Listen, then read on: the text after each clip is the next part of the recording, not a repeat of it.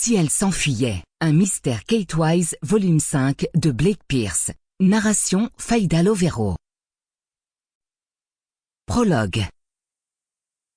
La plupart du temps, Karen Hopkins aimait travailler de chez elle.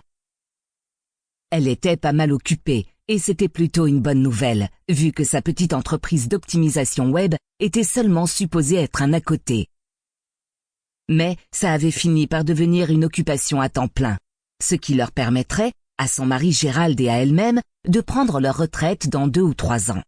Mais il y avait des jours où les clients étaient tellement stupides qu'elle se prenait à regretter l'époque où elle ne travaillait pas pour elle. La possibilité de pouvoir passer des clients difficiles à un supérieur hiérarchique lui aurait très souvent rendu service.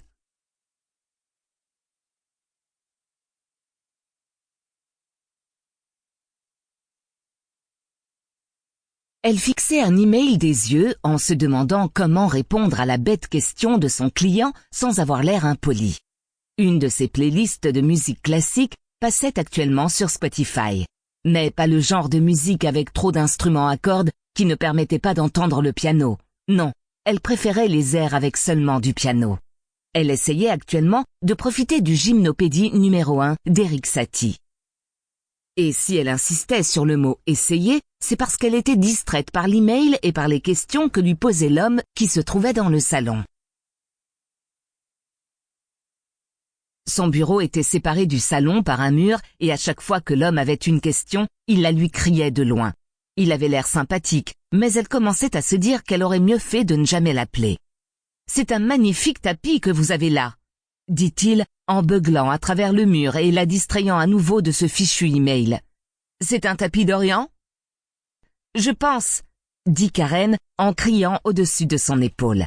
Elle avait le dos tourné à l'entrée qui menait au couloir et au salon qui se trouvait au-delà, et elle devait parler assez fort pour qu'il puisse l'entendre. Elle essayait de parler sur un ton poli, joyeux même, mais c'était difficile, elle était trop distraite. Cet email était important. C'était un client habituel qui comptait lui assigner encore plus de travail dans les mois à venir, mais les gens qui géraient son entreprise semblaient apparemment être de véritables idiots. Elle commença à taper sa réponse en choisissant soigneusement chacun de ses mots. C'était difficile de garder un ton professionnel et correct quand on était irrité et qu'on mettait en doute l'intelligence de la personne à laquelle on s'adressait. Elle le savait très bien, vu que c'était quelque chose à laquelle elle était confrontée plusieurs fois par mois. Mais à peine quelques secondes plus tard, l'homme dans le salon se remit à parler. Karen fit la grimace en Sample complete. Ready to continue?